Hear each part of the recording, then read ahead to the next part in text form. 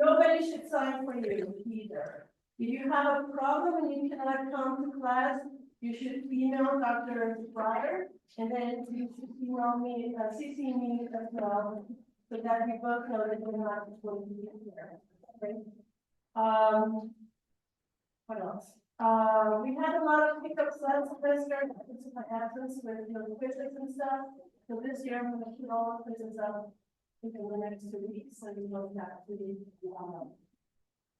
looking for them. And what else? Any questions? You now have a new liaison, so please email her and let her know what you have in mind. If there's a personal issue that you want to deal with me personally, just email me. You all have my email, my phone number, and everything else in the syllabus. And the first page of the syllabus is all my contact information. Okay? So I will see you next week. Good luck. And Dr. Copeland, it's all yours. All right. Good morning. Happy New Year to everyone. Let's make this the best year. All right. So we're going to start off with the pain lectures and all different types of pains and treatments in terms of pain that we will be talking about for the next week and a half. I think we have all of those lectures. Then we move on to something else. So anyway, before we start talking about pain, we need to talk about some pain pathways. And with that, let me ask one question. What is pain? Everyone in here has their own definition of what pain is. Everyone in here has experienced pain at one time or another. I'm talking about physical pain, not emotional pain. But physical pain at one time or another, correct? Yes? Okay. But everyone in here has their own definition. So it's really considered, hopefully my thing will work here, considered as a concept of a sensation. Okay. Is it real? Is pain real? Because it's a concept for the most part. It's a sensation that we have. We can't put our fingers on it, and we really cannot describe it of what it is. Of everyone, like I said, everyone has their own definition of a description of what it would be. And how would you describe it? Well, it feels like. That's the way you would start, correct?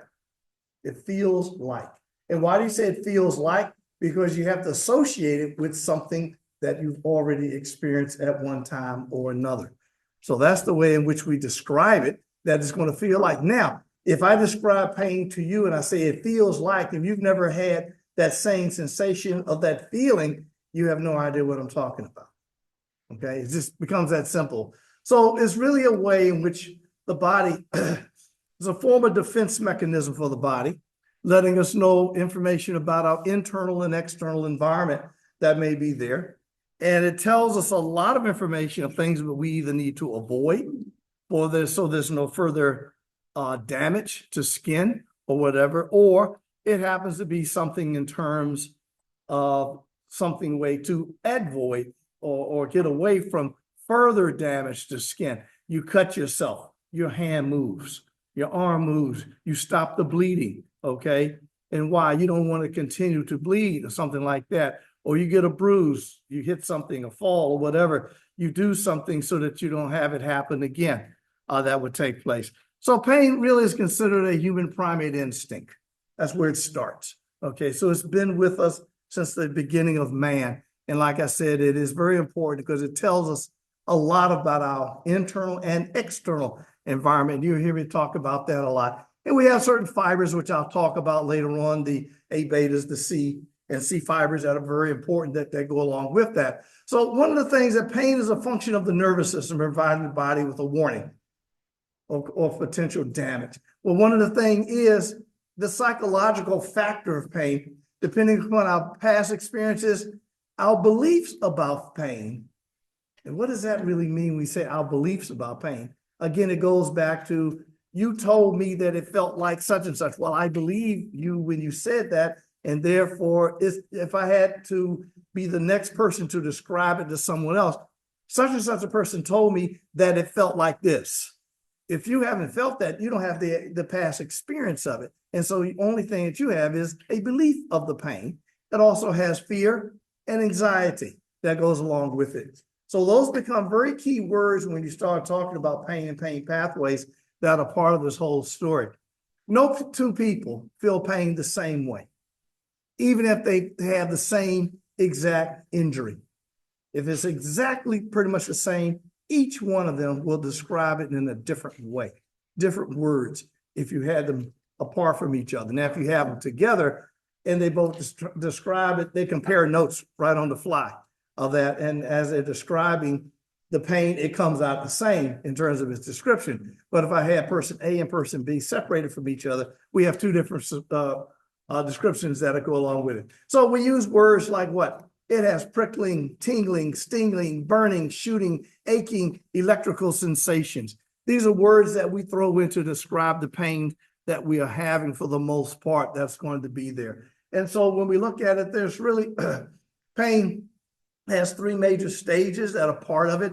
First stage being the pain sensitivity area. This is pretty much our potential for the pain, where if I've had a past experience of something before, and I'm getting ready to have the same type of experience, my pain sensitivity actually goes up in anticipation of what it's going to feel like again.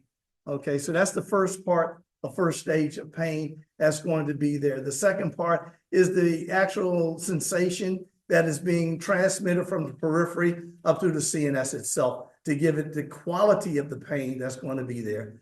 And with that quality of pain, there's an emotional aspect that goes along with it as well too, based upon our past experience and our belief in the pain that goes with that. And that may be having there. You see, if I've tripped and I fell and I've twisted my ankle, and I've done that before. Well, I already have that experience of twisting my ankle. I know what it felt like the first time. It's going to feel exactly the same the second time, because I already have experience with it. I already have this higher sensitivity to it. And I can tell you, it hurt before I even twisted my ankle. Okay, as the ankle is beginning to twist, you start yelling out, ow, you didn't twist it yet, okay? So those things happen. Or another really nice one, I can tell you, is you're getting ready to give a person a needle right in the jaw area. And what do? They tense up and ow, I haven't touched you, okay? Why do they do that? Is because of the sensitivity, increased sensitivity, the past experience, the fear, the anxiety that went along with it. All of those sensations are right there very quickly that goes along with it. So with that, and the third stage of that is that transmission of the information to the higher brain centers to let us know all the way up to the cortex, prefrontal cortex and cortex, to tell us what should we do about the pain. Should we try to escape from it? Or what is it that I really need to do in terms of doing with it? I put my hand on the stove and it burns. What is my hand going to do? I'm not going to leave my hand and let it keep burning. I pull it off. Part of that is higher brain center. Part of that is also reflex that's taking place with there. Three characteristics of pain that may be there. I don't know if you can see, I probably used the wrong color because I can barely see it myself. But there's three characteristics that go along with it. Nociceptive pain, the feeling that we have with the pain. The other is neuropathic pain. I'll talk about that later on. That goes along with that. And inflammatory pain. And I'll talk about the NSAIDs for the most part, I think next week. I think so. When I talk about the NSAIDs, and that they have a threefold purpose as an analgesic pain, an anti-inflammatory, and antipyretic that goes along with it at the same time. So we see that both pain is definitely both a sensory and emotional component that has to be there, that is experienced by the person that is in a painful situation. You stick me with the needle in the jaw, and I already know what that pain feels like when I see the needle. People will say, this is going to hurt. Okay, I just saw the needle. You haven't touched me. You haven't even said open your mouth yet, but I saw the needle and you squirted it out. Oh, that hurts. Okay, right away because of past experience and the emotional attachment that I've already had with it that goes along with it. So what you should do, maybe you should work in the dark so they don't see the needle. No, probably not. So it's really pain transmission is really a result of a lot of complex peripheral movement and processes that take place at the same time. And because of that takes place. What in the world did I hit? Hit a lot of things all at one time. Okay. And all of that is very important because we have a balance between our facilitatory and inhibitory processes with the pain in and of itself. So pain to some degree is self-limiting. Okay, you understand what that means? When we say it's self-limiting, if I stick you with the needle, that pain doesn't continue for hours and hours after you've injected me at one time. You feel it, you feel the pinprick of it, and that's the end of the story. So that's a self-limiting. But if I got to use the drill, and even the sound of the drill causes pain by itself because we know what it feels like, okay? And if I have to drill and do this, do that, take a tooth out, that pain may continue a little bit longer because we have a higher sensitivity to it, and therefore it's going to have a more of a painful sensation that we have. So like I say, pain is not real. It's a sensation. It's a perception that we all have. It's nothing that we can actually put our hands on and say what it is. So when we look at some of the etiology of it that goes with it, somatic pain originates in the skin, the muscle, bones, things of that nature that go along with it. And then visceral pain is what actually causes that cramping, the throbbing, pressing is radiating to other areas of the body. This is what gives us our aching quality of pain. And we often say, I just don't feel good. Where does it hurt? I don't know. I can't put my hand on it where it hurts at. Is it your back? No. Is it your side? Your stomach? Is it here? Is there? No, all over. I just feel sick. Okay, that's an aching type of visceral pain that may be there. Usually somatic pains are very sharp. That'll take place, and I can pinpoint exactly where the pain actually is and say, oh, I got a paper cut. I know it was on this finger and not on this finger like that. But visceral pain, it hurts everywhere, okay? And so that's, again, the quality of the pain that we may have. In terms of what does it do to, many different things. It's all over the map. When we look at it, and I have a fairly long list here of the type of pain that is the type of emotions or sensations that we have that are attributed to the pain. Some of them are long lasting and persistent. Some of these are quick. And if I take something like an NSAID or some type of pain reliever, the pain goes away and I go on my merry way. So that will be there. Anyone have any questions, just stop me along the way. I'm trying to get through all of these. So we have the nociceptors that are our pain receptors within the body. Usually those are located in the periphery. And because they're located in the periphery, they're constantly sort of sensing information. Now, the one important thing about the nociceptors is they're not activated when there's no pain. There's no perception of it that's there. So the nociceptors are usually very quiet. Once we get into an environment where there may be potential for pain, the nociceptors usually turn on, okay, for the most part, and they will start to send information back to the brain. So let's say if this is a stove right here, and as I'm getting closer to the stove, I can feel the heat, okay? And because I feel the heat, I feel the nociceptors begin to turn on. If I put my hand further and actually put it on the stove, now I feel all of the heat, and my hand's gonna come back off of it to protect the organism or the hand because you don't want it to cause any further damage that's going to be there. So the main endings that we have of primary afferent fibers are the A gamma fibers and the C fibers are the ones that are actually carrying pain sensation back up into the brain. I'll come to the spinothalamic and spinal reticular routes in which that information is carried and how it actually comes there. And with that, throughout the body, through the skin, visceral joints, and everything else is going to be there. You have what is complement that may be released at any one time. And with that, the chemical stimulants that they may be with the inhibitory moderators, bradykinin, serotonin, prostaglandin, cytokines, histamine, that's all part of complement. That's going to be released. That would give us some of the information, and it protects us against further damage that would be there on any of us. The other part is that would be there. These primary nociceptors that are there become sensitized very early on before, and usually they are turned on, become sensitized to the information that's being sent to the brain before there's damage that is taking place to the brain. Like I said, you just hit that drill and I hear that sound of it, those nociceptors turn on. They turn on right away. I haven't felt anything. I just saw the drill. That's all I need to see. And because of the emotional attachment, I know what it felt like before. It's going to have the exact same feeling again. You're going to stick me with the needle. I know what it looks like.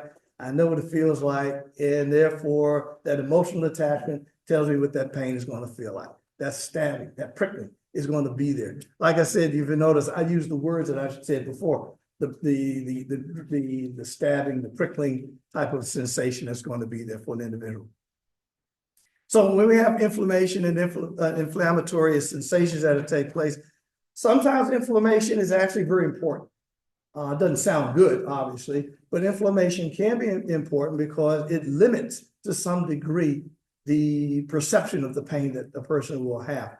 And so as it begins to inflame up, it will not take in the whole body itself, but it's a certain area that may become inflamed at one time. So we have an abscess within the oral cavity or whatever. It doesn't really have an abscess that goes across the whole mouth at one time, unless you really let it go a long time.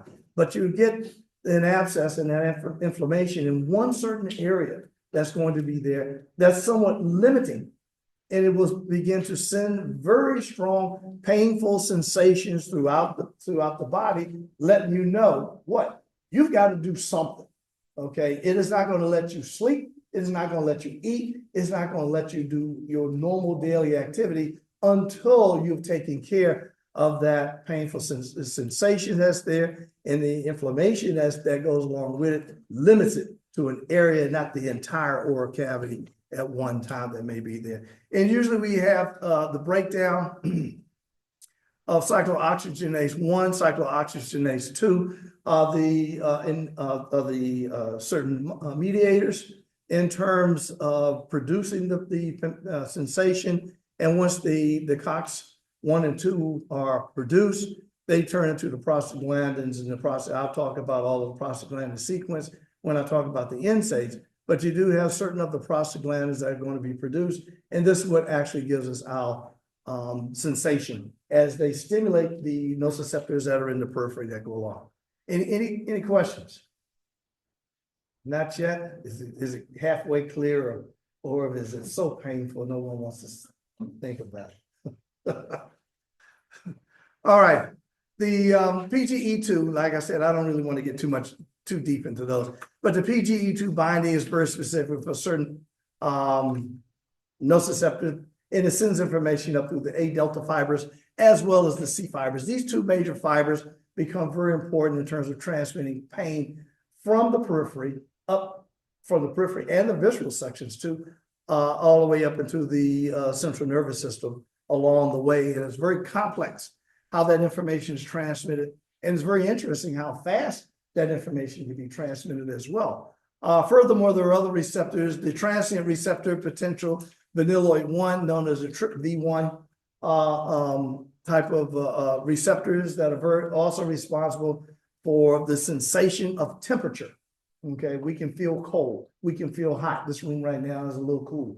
Okay, but we can tell that it's a little cool, and we're not going to say, well, it's about 90 degrees in here. It's not, because the sensations that you feel, and that is due to the TRPV1 receptors that give them this information about temperature, and particularly they fire very fast once we get into high temperature sensation. The stove is hot, don't put your hand on it, and you put your hand on it, you now know that it is very hot, and that is due to the sensations going through the TRP receptors that'll be there. C fibers of the nociceptors can be altered to the point where the threshold potential is at a resting potential, and a lot of time, all of us have a resting potential for our pain threshold.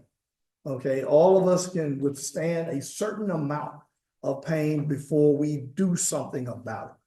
Other times people have a very low threshold. Some people have very high thresholds. And again, that's one of the reasons why we can't describe it, is because our thresholds are so different.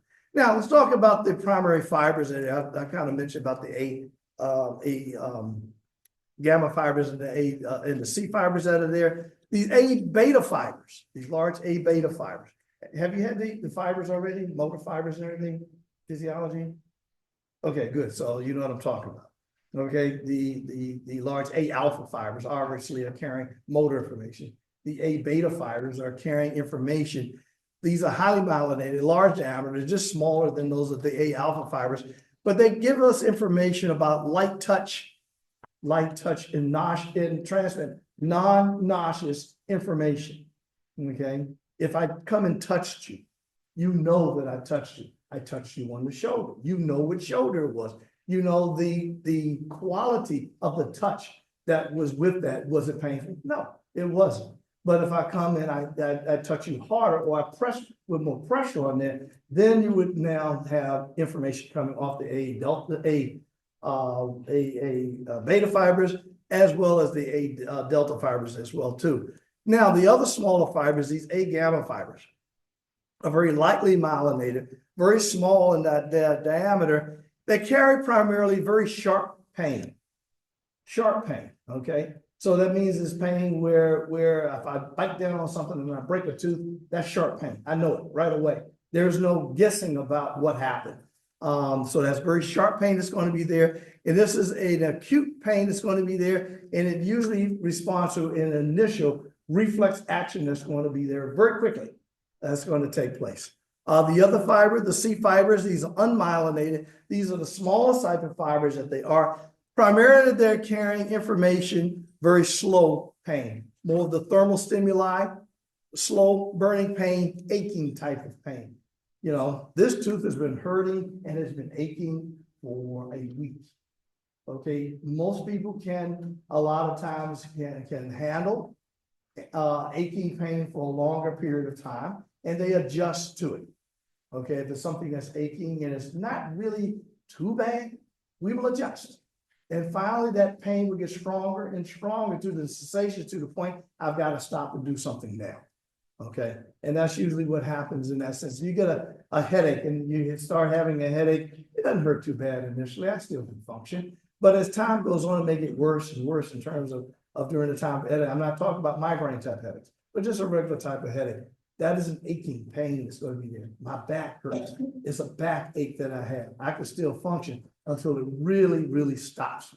Okay, so that aching pain can get stronger and stronger and stronger as time goes on, depending upon what may be happening in the place of it.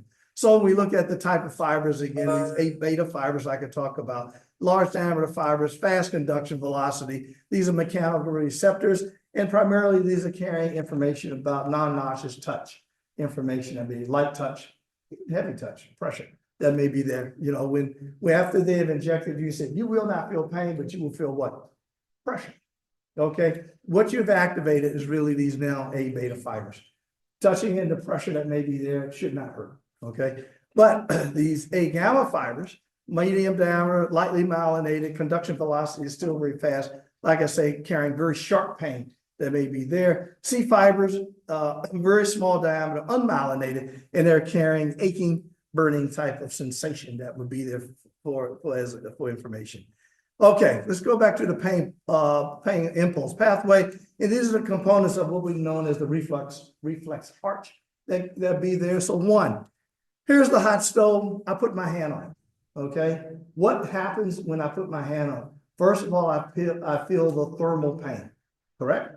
All right, once I feel the thermal pain that is there, certain information is now going to be transmitted up through the line here, through these afferent pathways, all the way through the dorsal horn.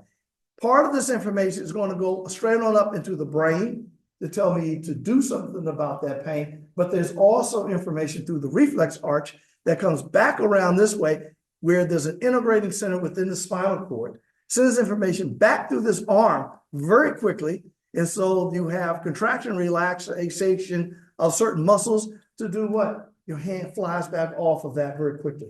Matter of fact, we used to do years and years ago now, looking at certain pain medications to determine which ones were more efficacious than others.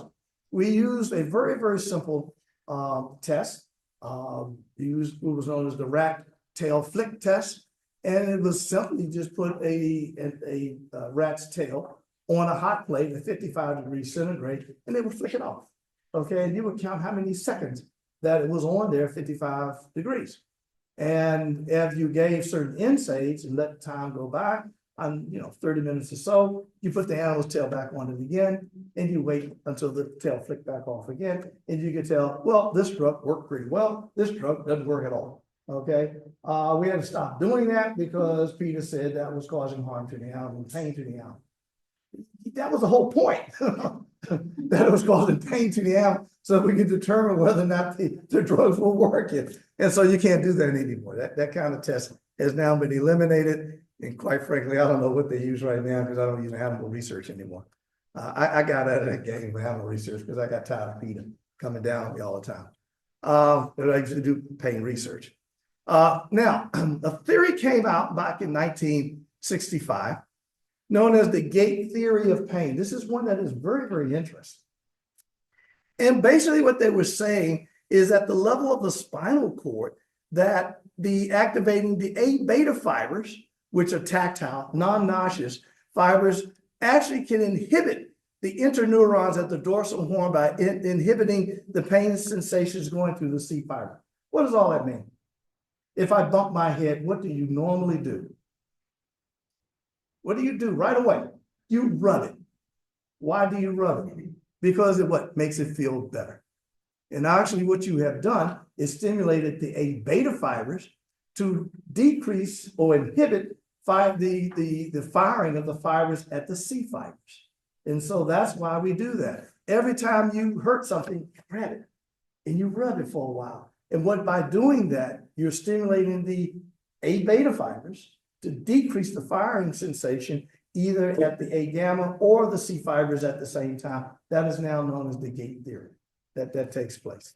And so what it kind of looks like is these slow pain fibers, these C fibers, which are firing and giving us information as to a dull aching type of sensation. Or if it's the A gamma fibers where I hit my head, stub my toe or whatever it is. By rubbing it, by holding it and rubbing it or whatever, I've now stimulated the A beta fibers, which will now send out an inhibitory information through this inhibitory neuron, shutting down the C fiber, and it feels better. And as long as you rub it, it feels better. When you stop, it starts hurting again. And what do? You start rubbing it again. And as I say, as long as you keep rubbing it, the pain seems to disappear or go away. No, the pain sensation is still there. Whatever caused it didn't stop. All you did was put an interneuron and gated it and turned it off for a moment. But if you stop it, it'll start hurting all over again. 3 o'clock in the morning, you get up, run to the bathroom, you didn't turn any lights on, and you stub your toe. What do? You grab that toe. Okay, you don't just hop back in bed and go to sleep and say, yeah, I think I hit my toe. No, you rub that toe for a while until the pain goes away. And what you've then, it basically turned on the gate theory so that the pain doesn't feel so bad at that particular time. Okay, good. Now, let's talk about the tracts. And I said that once it has gone from the dorsal horn, let me back up a second here. Okay, once we have information that's gone from the dorsal horn, and actually this is lamina 2. I'm not going to really get too detailed on terms of with lamina and lamina 2 through lamina 10 through the dorsal horn. I don't think you need to really know that much detail. But the information, like I say, goes 2 ways. It decussates from off of the dorsal horn back into the area that is painful, as well as sending information up to the brain. Now, that information that is sending to the brain is through 2 particular pathways. One is known as the spinal thalamic tract, okay, and the other is known as the spinal reticular tract that is sending information up through the brain. Now, the one that in terms of the spinal thalamic tract actually transmits signals that are important for our pain localization, okay? Which means what? If it's going through a C fiber, it's hard to get a localized area where it is because of the dull lake. But if it's a fast, sharp pain, I know exactly where it hurt. When you gave me that needle prick, it was not on this side, it was on this side. So I know right away which side hurts. And usually what do people do when you're sticking with that needle? They put their hand up and they rub it because I'm trying to use the gate theory to shut that pain sensation back down again, okay? And because of that information is going up through the spinal thalamic tract, And it's important for our pain localization so we know where it hurts at. The other through the spinal reticular tract, the fibers decussate again at the level of the spinal cord. This is going to give us information about our emotional aspects of the pain. Okay, you can never do away with and say this is just pain perceived and this is all it is. There's always an emotional component that's going to be with it. Even if it's the very first time that you've had that type of pain sensation, the very first time, there's an emotional component that is going to become ingrained and engrafted within your memory. Okay, it's going to be in the hypothalamus system in your memory. So if you see it ever again, I know exactly what it felt like the first time, and it's always there. It's always with you. It's not something, I never had that kind of pain before. And then a year later, you have the exact same thing. Your brain remembers it. It's not going to say, this is new. I don't know what this is. It remembers exactly the quality and the quantity of the pain that it had, sensation that you had that time. It will then be able to try to decrease that perception and that sensation that you had the very first time, that the second time that you've had that pain. So as these fibers work, coming off of these gamma and these C fibers going through the dorsal horn, lamina 2 of the dorsal horn, starts going up through the brain. The spinal thalamic tract is going through the thalamus, primarily is where it's going to end up for the most part. And it will has certain break areas here within the midbrain projecting to the paracaudal gray area. I think I missed that one. The paracaudal gray area is an area that is highly in terms of the endogenous ligand, it has a lot of endorphins and enkephalins in that area, and therefore they are released at this level to decrease from the brain side that perception of the pain. And this is where actually morphine and some of the opiates, which I'll get into, I guess, in the second hour and talk about those. This is where they're actually working at the paracaudal gray area within the brain. The other sensation that goes along with that is going through the spinal reticular tract that goes up all the way to the cortex and the prefrontal cortex and then to the cortex. And that gives us our emotional component of the pain. So that part gets stored in memory forever.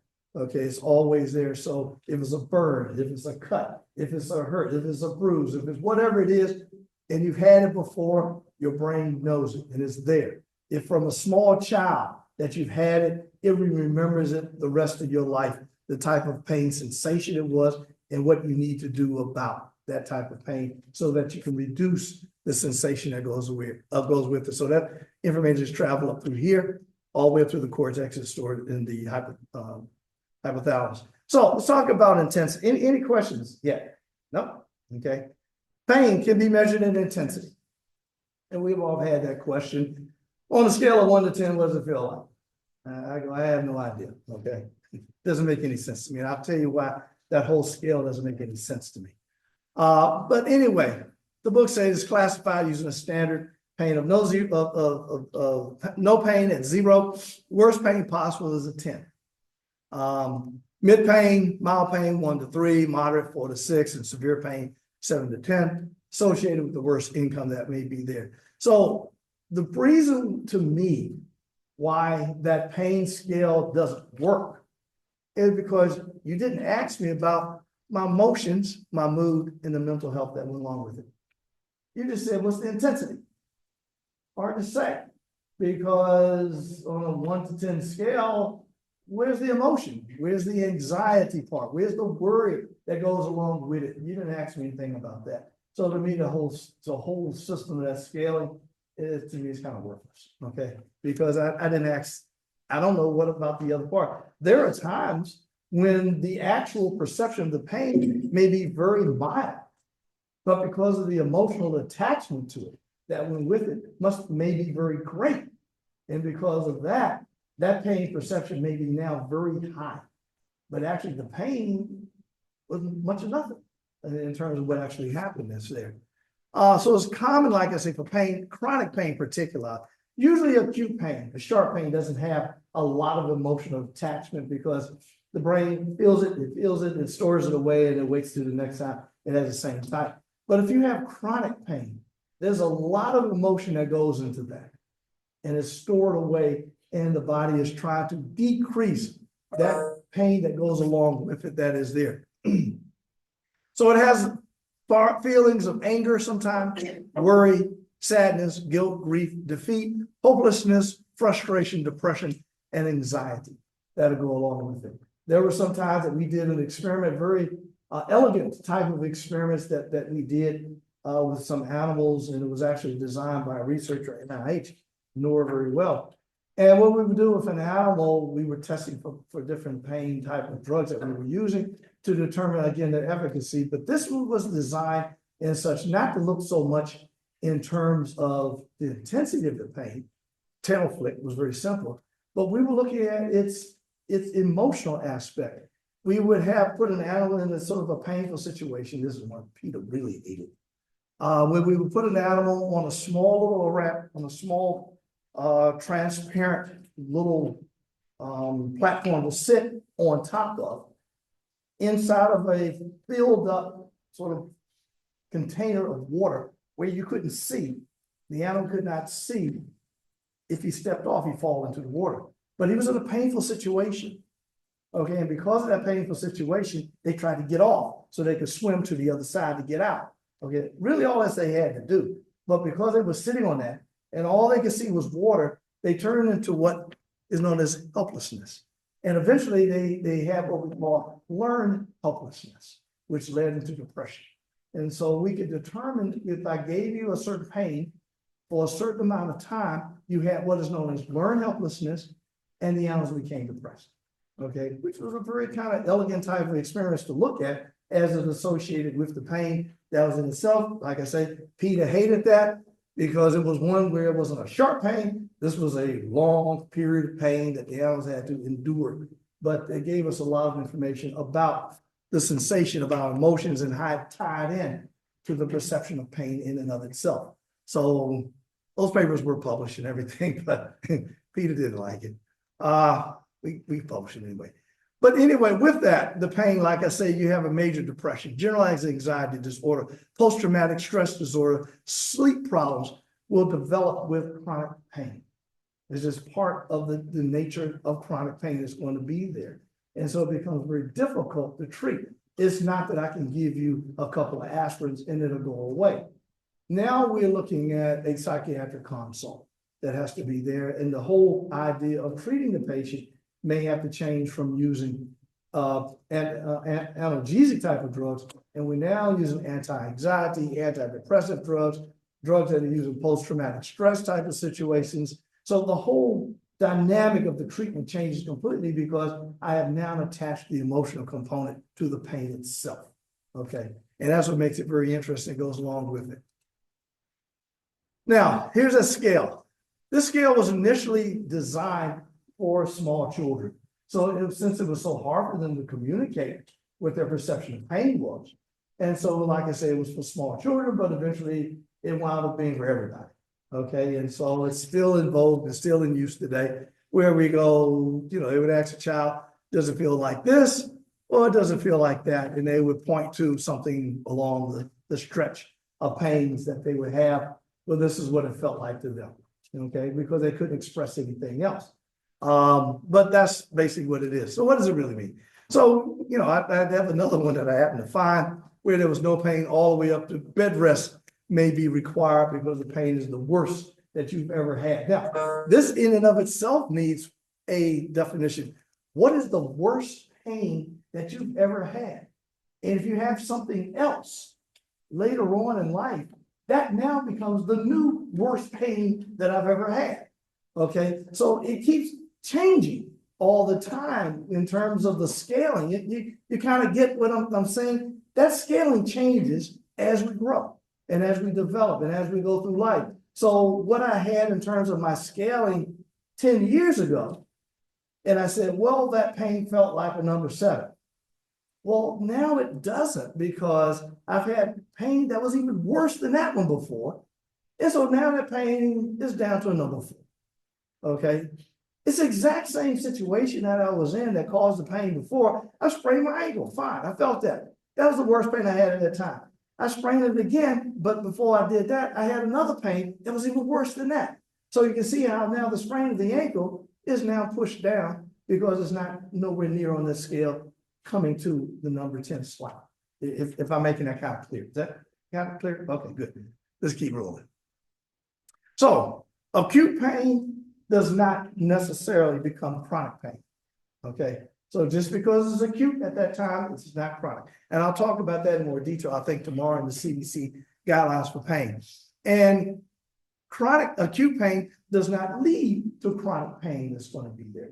So you don't let anyone, tell you that it hurts. I have a stabbing pain right now, and it's going to last for the next 2 years. Not true. Okay, that's not going to happen. That's not the way it works. Okay, so when we talk about some of the painful situations that we may have, usually acute pain will last no more than 3 to 6 months. Okay, that's usually the length that is going to be there. Not necessarily more severe than chronic, maybe onset, slow in onset, depending on whether or not that the pain is stimulating the gamma fibers or whether or not it's stimulating the C fibers that may be there that are going along. Broken bones, strep throat, pain after surgery or an injury. That's the type of acute pain that may be there. Strep throat is not going to last forever. Chronic pain on the other type, non-malignant type pain, not cancer pain. Pain has no predictable end.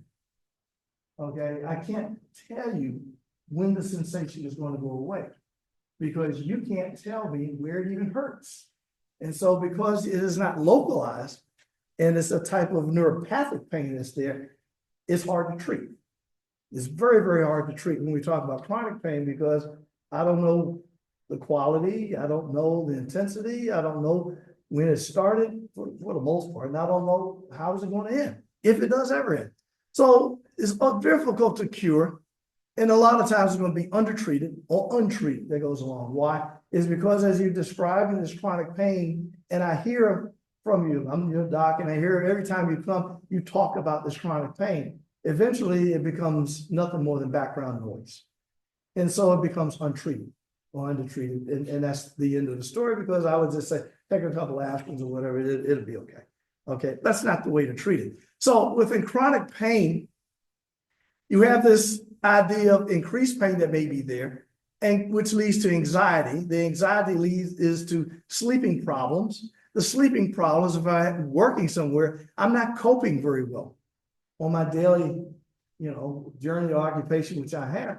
And so since I'm not coping very well, that's going to actually lead into more pain, more anxiety, more sleepless nights, less coping. And so it's a never-ending circle that is there. This is very difficult to stop, very difficult to control on an individual. Cancer pain, on the other hand, pain is expected to have an end. Either there's going to be a cure or death, one of the two. It's going to end one way or the other. Okay, so the cancer pain is totally different from that of chronic pain.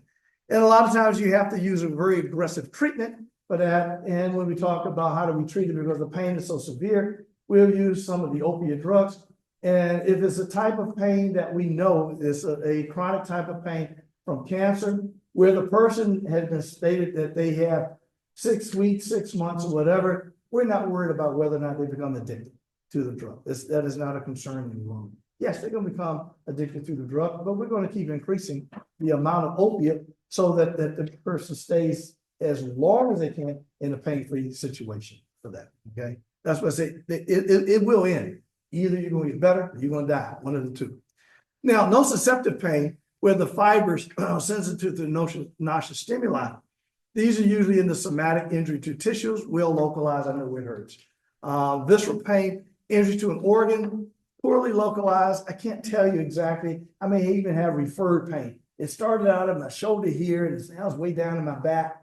I can't tell you where it actually is. Okay. That's the type of pain that is most difficult to treat because I don't know where it started. I don't know what caused it. And therefore, by trying to treat it in one way or another, it's not going to work very well. That may be there. When we look at somatic pain sources there, maybe the skin, the muscles, connective tissue. Examples of that: sprains, headaches, arthritis. I'm going to move very quickly through these. Dull, aching type of pains. So those are visceral pains, internal organs, tumor growth, gastritis, chest pain. Very not localized for the most part. When a person has, I give you a good example in terms of visceral pain. Person has a heart attack. Where's the pain in? Left arm. You feel it in the left arm is where you have a lot of the pain. except for women, it's different. They feel it as a backache. No one knows why, okay? But it has a difference in terms of where the pain is going to be perceived at. And for the longest time, they would say that women were not having a heart attack because they have a backache. But it was a heart attack, but it wasn't going down, radiating down to the arm, it was radiating down the back instead. And so they've changed in terms of when woman comes in, she complaining about backache, the first thing they look at now is a heart, okay? Bone pain obviously is going to be very, very difficult and very painful, very sensitive nerve fibers on the outer surface of the bone in and of itself. And so if you have a broken bone or cancer pain, these are difficult to treat for the most part. Very strong medication is going to be used. The opiates, the high levels of NSAIDs are going to be used for those type of pains. Neuropathic pain, these are involving the nerves in and of themselves. Diabetic neuropathy, phantom limb pain, everyone knows what that is, right? Phantom limb pain. You cut off a limb and they'll still say my leg hurts. Well, the leg is gone, okay, but you still feel it. Cancer is spread to the nerve plexus that may be there. Usually the description is burning, stabbing, pins and needles, shock light shooting. Again, the same type of descriptions that I used very early when I started talking about these. And a lot of times for that type of neuropathic pain, the antidepressants are used alongside with the opiates. So you just don't use an opiate by itself, but you have to use the antidepressants. Why? Because of the emotional attachment that goes along with it. Okay. With the neuropathic pain, let me spend a couple moments on that. There's the peripheral neuropathic pain following damage to the nerves themselves, which can happen. Central neuropathic pain results from a malfunctioning nerve. The nerves may actually don't function well because the myelin is actually demyelinating on the nerves, and therefore they're sending out pain signals all over the place for really no reason at all. Then you have a sympathetically maintained pain occurs when there's an abnormal connection to the sympathetic nervous system and pain pathways at the exact same time. And so when the sympathetic nerves fiber, it also fires the pain neurons going through the spinal thalamic and spinal reticular system as well too. And this is a very, very, very, very painful situation for individuals that we have. They have changed the name now to what is known as complex regional pain syndrome, is what the new name has been known as. And there's two types: reflex sympathetic dystrophy. We used to call it a lot of times muscular dystrophy, or causalgia. This is usually a constant, usually burning pain that a person has when there's no burning that's taking place. And this is because, like I say, the sympathetic system, as well as information going up through the spinal thalamic, or through, as well as spinal reticular system, are crossed over for some reason that may be there. And it's difficult, very, very difficult to treat that may be there. All right, so a couple of the neuropathic pains, the allodynia may be there. These are people that are extremely sensitive to touch, extremely sensitive. A feather touches them, they can feel a feather when it floats over them, and it has a painful sensation. Other times, if they're wearing a shirt, brushing their hair, that it feels painful to do those things. Cold temperatures, particularly, are what they're extremely sensitive to when the temperature's cold. This room temperature right now, any person suffering that is going to be extremely cold, extremely cold. Then the other type is hyperalgesia that goes along with it. It's a little bit kind of like allodynia that is there. You have an increased sensitivity to pain, but the increased sensitivity continues to build as time goes on. So if I've had surgery of some sort and the pain should be subsiding after the surgery, but instead the pain of the surgery just keeps getting worse and worse and worse. So this is known as a hyperalgesia that take place. Again, very difficult to treat in individuals. And also that pain will actually spread to other individuals. So when you look at it on the chart here, normal pain will feel like that, and we have a pain threshold that'll be there. The other part of that will be there is if when we have the allodynia, it is shifted to the left more so because I have such increased sensitivity and my pain threshold is even lower for those individuals. And I think there's another one that comes there. For hyperalgesia, you know, where the pain would be here and I can adapt to it because it's to the right. Here with hyperalgesia is to the left. And the pain just gets getting worse and worse and worse as time goes. And there have been many times when people have gone through surgery, they've come out of surgery and they're recovering, and they had to go back in the hospital because the pain was so severe. And when they go back in and they do looking and everything to make sure they didn't leave anything that was supposed to be there, they find no reason for it. And the only reason that seems to be is hyperalgesia to the surgery in and of itself that may be there for those individuals. So real quick summary is one of the problems in terms of pain is it may go unrecognized, particularly in patients that are in certain racial, ethnic minority groups, women, elderly, person with cognitive impairment, those with cancer at the end of life. They all may be at risk of inadequate treatment that may be there for those individuals. And so because this person says that it's painful in this way, this person over here may actually have the exact same painful situation, but they can't describe it very well because my cognitive ability is not as well as someone else's. And therefore I can't describe the burning, stabbing, tingling sensation may be there. All I can say is it hurts. Okay, well, that doesn't tell me a whole lot to say that it hurts. It hurts where? It hurts right here. Okay. What kind of pain does it feel like? It just hurts. Well, there, I may not have enough information to give you in terms of, so there's going to be an inadequate treatment that may be there. And also when you have other complex life situations, the pain may actually get worse, particularly when we talk about pain that is occurring from post-traumatic stress syndrome, PTSD. That type of pain is one that is now recognized very well, that it is not just something where I need to go get treated for pain, but I also need to have psychiatric consult that goes along with that, because I may need antidepressant, I may need anti-anxiety, may need antipsychotic drugs to go along with the NSAIDs that go along with it. So all of that brings in a new pain scale that I like, that I found, and I think this is the best one. Level 1 with almost no pain, it's going to be there all the way to level 10. Make it stop, cut it off. If you have to, just please make it stop. That's 10. Why do I like this? Because it has brought in not only the quantity of the pain, the intensity of the pain, but it's also brought in an emotional aspect of the pain that may be there. Any questions? We're all done for this lecture. Take about 5, let me reload, and I get a second one. All right.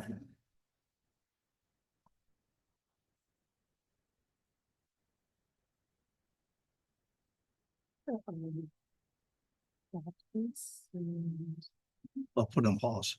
Well, I'm gonna start a new one. Okay.